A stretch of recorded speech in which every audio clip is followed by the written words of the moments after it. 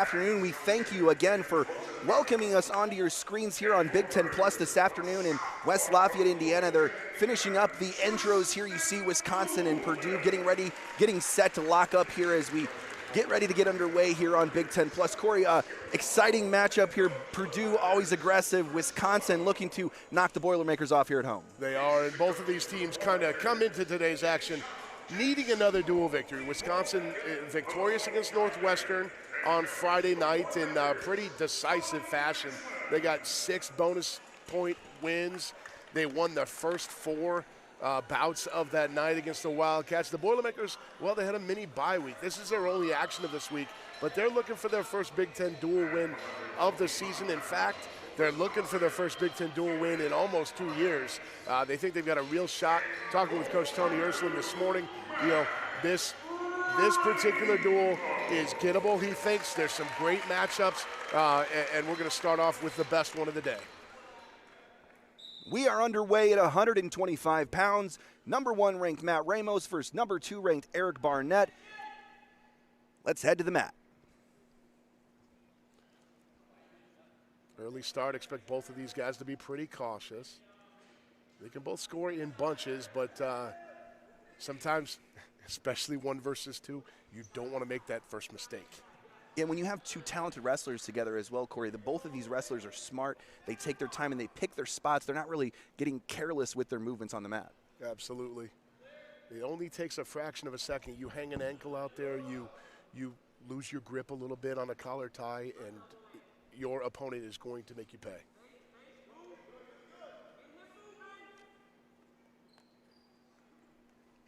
Ramos, the junior from Lockport, Illinois, is the unanimous number 1 at 125 pounds for the second time this season, looking to do what 8 of his other contemporaries haven't been able to do and hold on to it here.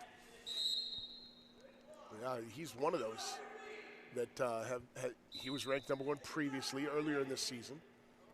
And do you think that that's motivation? I mean, to kind of want to get back to that? I mean, I know that rankings really don't mean anything. The NCAAs are really what matters, but you know, kind of wanting to get back to that spot you've already been at. They are. I think, you know, it doesn't mean anything, and yet when it comes to seeding, it kind of means everything. You want to be on a certain side of the bracket, maybe avoid certain matchups until deeper into the tournament.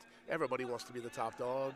So I'm sure there's a lot of things that motivate these guys, but you got to think that's at least part of it.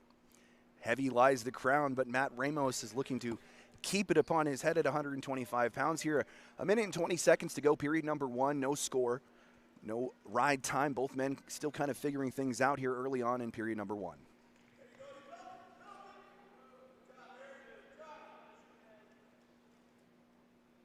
Collar double tie at the middle of the mat.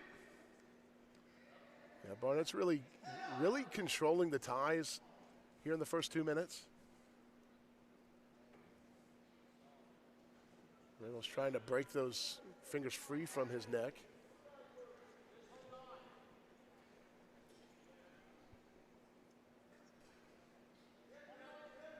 Under 40 seconds to go, period number 1. Zeros across the board still. Stalemate as they're going to stand him back up. And Corey, also for Matt Ramos, he's only the second Boiler to be a unanimous number 1 since Intermat began rankings in 1998. So a lot of historical things tied to Matt Ramos at number 1. There are, and he wants to be number 1 at the end of the season, no doubt, and raise his hand in Kansas City in that final Saturday night match. Boilermakers haven't had a national champion since Charles Jones back in 1992.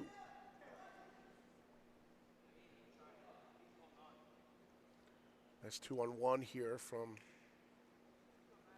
Barnett. That's going to do it for period number 1. Pretty much a stalemate here in period number 1, Corey. Looking to see some action here as we go to period number 2. Yeah, absolutely. Barnett will choose bottom here. You saw Ramos with a real late shot there. Didn't put himself into any danger in case it didn't go well. It was with about 3 seconds left. Short time shots are a nice strategic move. Barnett quickly to his feet. Ramos flips the hips. Barnett in a bad position. Ramos looking to finish it off here at 125. The crowd at Holloway wants it.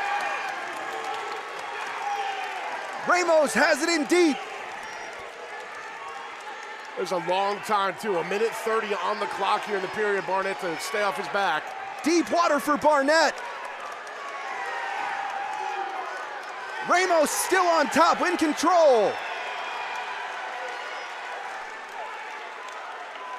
No decision yet. Ramos needs to lift the head. Barnett able to keep his far shoulder off, and he's got a body like trying to roll through. Ramos going to be awarded 4 points for the attempt. That's a really nice defense there by Barnett to not give up on that hold, to keep fighting and stay away from the fall.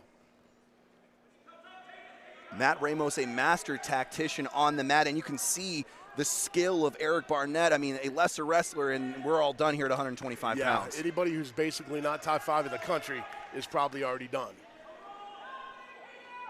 Ramos still working, coming on 30 seconds to go, period number 2. Matt Ramos up 4-0. Barnett looking for the escape, and Ramos is going to let him go.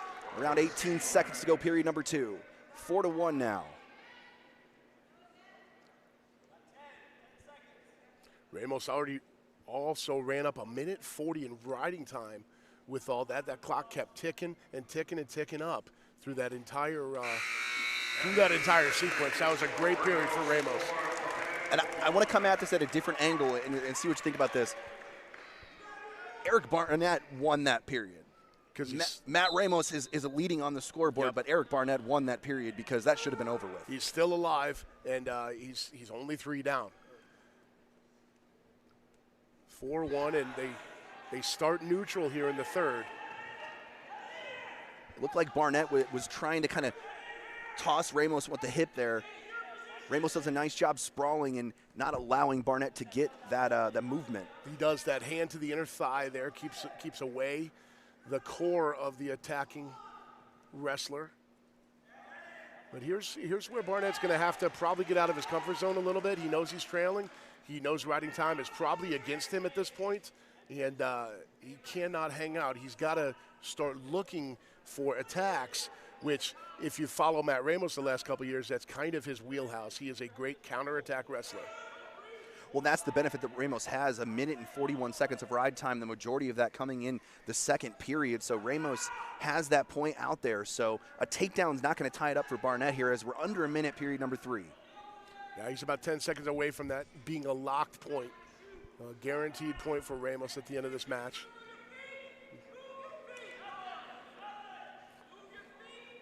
The other thing on the other side of this, Ramos, there's been 0 stall warnings, and appropriately so, but he doesn't have to be aggressive. He doesn't have to go for stuff. He doesn't even have to show activity.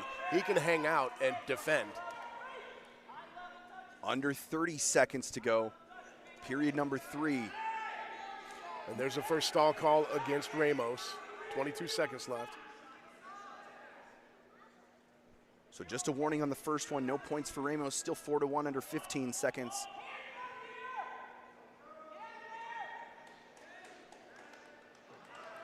Matt Ramos, 5 seconds, needs to hang on here.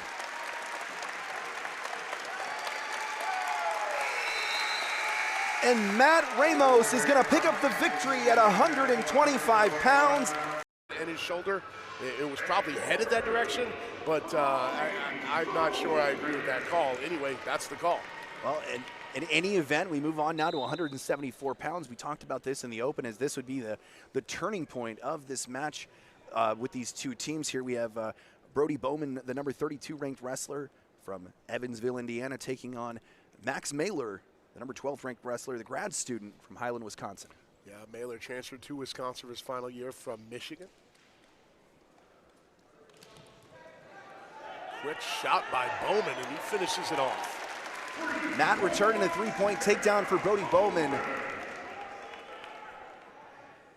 And he's looking for more here as the offensive continues.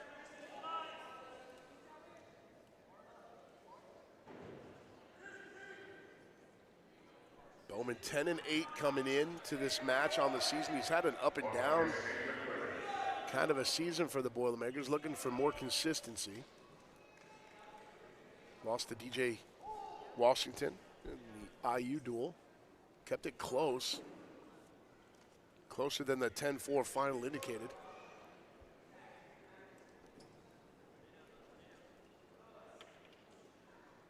And something to consider as well, this is a youthful Purdue Boilermaker team for Tony Ersland. He's trying to build something from the ground up here and elevate the Boilermakers to be a contender with those blue bloods at the top of the conference. Absolutely, it's an uphill battle for every program chasing those two. And Baumann again with a beautiful blast double, gets it right on the edge for his second takedown of the period. Baumann coming out hot after that quick pin at 165 pounds. Baumann trying to get the Boilermakers tied back up with the Badgers in the team duel. Nice little escape there. Maylor just a little flip. Yeah, he hit a nice roll, and Baumann realized probably best to just cut him free here. Just kind of step out of the way. Yep, yeah. You go ahead and get your point, sir.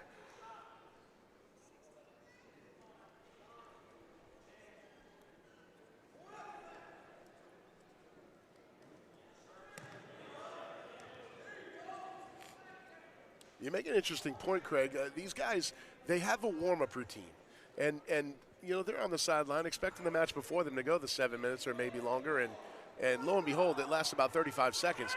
You got to get out there. Well, Brody Bowman's come out ready. And he's got his third takedown here in the first period.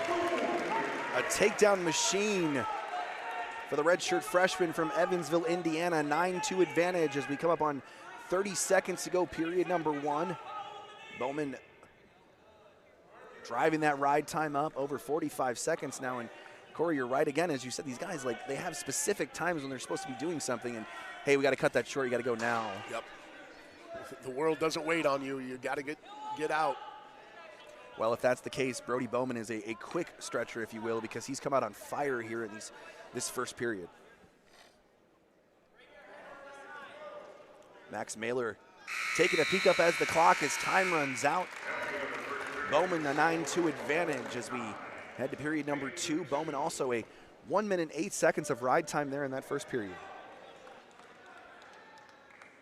Maylor will choose bottom after Baumann deferred. Can you kind of explain the difference to me when you have the choice why you select a certain position, whether that's top, bottom, or neutral? Sure. A lot of times if you are fairly even with your opponent, you can assume you're going to get an escape, so you choose bottom to get your point like Maylor just did.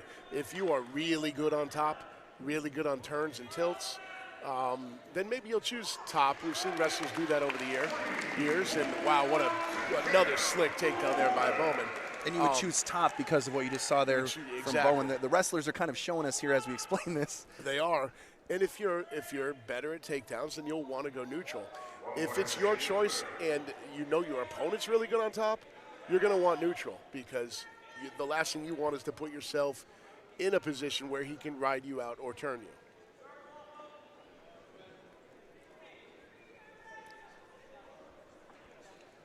Yeah, fourth takedown there by Ruhlman, fourth escape for Maylor. I said Ruhlman, I meant Baumann. Still got Ike Ruhlman on the brain, man. Ike Ruhlman had a nice showing there at 157 pounds, the midway main event, if you will, right before we went to halftime. 12-4 advantage for Brody Baumann.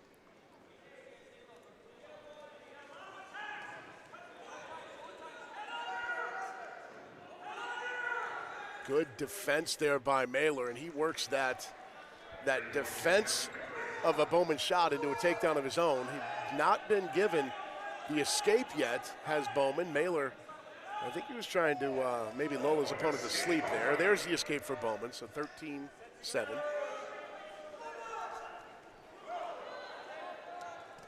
Baumann looking for another takedown as he's back to his feet. He's been in control on his feet most of this matchup. 10 seconds to go, period number 2, 13-7. Advantage, Brody Baumann and the Purdue Boilermakers. Baumann looking for the 3. They're not going to award the takedown. We had a great look at that. There was short time there. Maylor was looking like he was about to finish off a shot. Baumann drops down, ankle picks Maylor's opposite foot, and that threw everything out of whack. So now Maylor can't finish off his shot, can't get the takedown, and all Baumann has to do is hang on for a couple seconds, and it's the end of the period. So here, Baumann chooses down. Maylor says, no, I'm not going to waste any time riding you. Gives him the escape. They stand him up neutral at 14-7. Nice movement there from Maylor as he's able to swim on top and get the takedown of his own. 14-10 now. Baumann gets the 1-point escape, 15-10. I know that we'll see it again afterwards, but that escape there from Maylor, the reversal from Maylor, my goodness. Nasty. Baumann shoots the single. Nice sprawl there by Maylor, and Maylor uses that same movement again, Corey, to get another 3-point takedown to cut the lead to 2. That's the third time he's used Brody Bauman's aggression against him with a nice sprawl and then runs around back for the easy takedown. Under a minute to go. Brody Baumann has 1 minute, 12 seconds of ride time, holding on to that point. Also holding on to a 3-point advantage here against Max Maylor, the number 12th ranked wrestler at 174 pounds. No stall warnings against either wrestler, and it'd be a shame, as much aggression as we've seen, for either guy to get hit at this point. Baumann shoots. Nice sprawl there by Maylor. Maylor turns it around, another 3-point takedown. We are tied at 16, under 30 seconds to go. And he's about to run Bauman's riding time under a minute. And there it goes, under a minute, so Brody Baumann no longer has a riding time advantage. He needs an escape here to steal this match. We are all even as we come up to 10 seconds to go, period number 3. At 174 pounds. And both wrestlers seem content to let this one out. And Corey, for the second time this afternoon, we're going to have some extra wrestling. We are. Great adjustment mid-match by Max Maylor. He went to more of a counterattack, let the Purdue wrestler get aggressive and then take advantage of that and turned it into points 4 separate times these last 2 periods. We'll see what happens in sudden victory. Sudden victory here. Brody Baumann, Max Maylor. Both men attempted a takedown at the beginning of this period. Both men have kind of settled down now. First to score. Baumann shoots. Baumann blocks, and Maylor gets the takedown as he flexes at the scoreboard. Max Maylor, 19-16 advantage, and wins at 174 pounds. A really good win by Maylor. Favor the Badgers. 1 match to go. It comes down to the big guys. The heavyweight matchup at 285 pounds. The sophomore Tristan Ruhlman for the Purdue Boilermakers, and the freshman for the Wisconsin Badgers, Gannon Rosenfeld.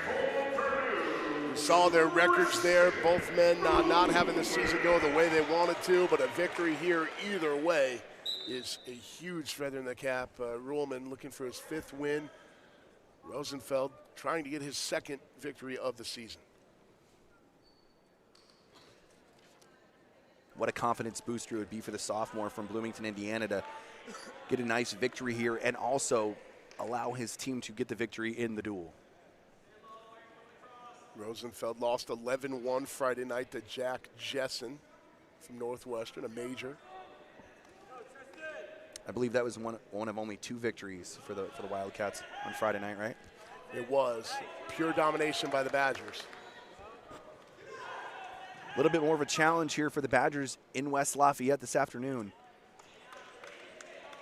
In a matchup that has had everything that you could want, comes down to the last matchup of the afternoon. Which is all you can ask.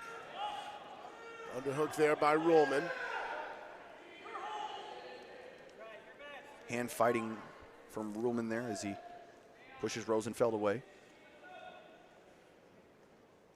So a decision here for the Boilermakers puts the match to criteria. Anything above a decision for Purdue gives the meat to the Boilers. Wisconsin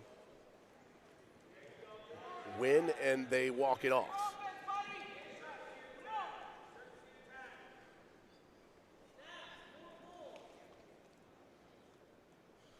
1 minute and 25 seconds to go, period number 1, no score. Both men just kind of feeling each other out, not wanting to make a mistake, but Rosenfeld shoots. Able to take Ruhlman down before the out of bounds, 3-point advantage now. Nice shot by Rosenfeld, sticking with that. The Boilermaker bench is looking for, they were asking about locked hands. They got a clarification from the second official instead of throwing a challenge. Oh, you saw the power on display there from Gannon Rosenfeld. He wasn't stopping, he was just driving straight through. As Ruhlman starts from the bottom. And the 1-point escape for Tristan Ruhlman. Under a minute to go. 16-second ride time advantage for Rosenfeld.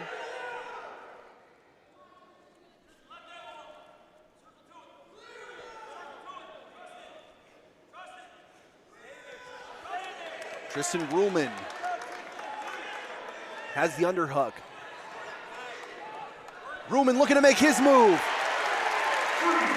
3-point takedown for Tristan Ruhlman, under 30 seconds to go, period number 1. Nice work on the combination of moves there from Ruhlman. When one wasn't there, he was ready to switch to something else.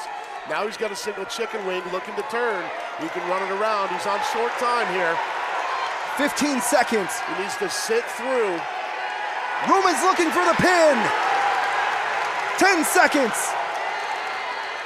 Tristan Ruhlman looking to bring the Boilermakers all the way back. 3 seconds. 2 seconds, 1. Time is gonna run out, no points awarded. So 4-point near fall for Ruhlman there, which is huge. He was looking for the fall, but not a lot of time to work with there. And we can see Rosenfeld really had his shoulder being wrenched there, and he is slow to get up, looking for injury time. So correction, no fall awarded. An attempt, 4 points for the attempt, 8-3 now. As you said, we go into period number 2. Rosenfeld looking a little banged up there, but what a deep, deep hook there that Ruhlman had on his shoulder. That was a great move by Tristan Ruhlman, and exactly when he needed it. I need to clean something up too. Rosenfeld did not ask for injury time there, so there is not that was a misstatement on my part. So they just restart the second, and Ruhlman gets the escape. Ruhlman up 9-3 now. Tristan Ruhlman feeling good here. Trying to get Rosenfeld back to the same spot that he had him at the end of the first, but Rosenfeld showing the experience. Now Rosenfeld looking for the turn. Does not have the ankle, or the angle according to the head official.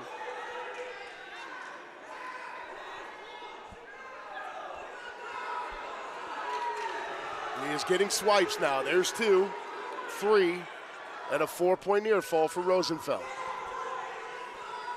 Ruhlman needs to do something here. He needs to move. See, he has a minute to stay off of his back here. And now he's turned right into a Rosenfeld chest to chest, looking for the fall. And Gannon Rosenfeld, after seeing the bottom in period number 1, climbs all the way to the top in period number 2 and gets the pin victory for the Wisconsin Badgers and locks up the team victory 24-15.